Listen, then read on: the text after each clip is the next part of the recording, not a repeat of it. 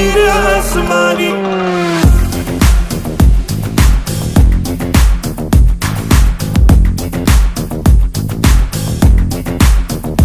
लिखी हवा पे इश्क कहानी, लिखी हवा पे इश्क कहानी।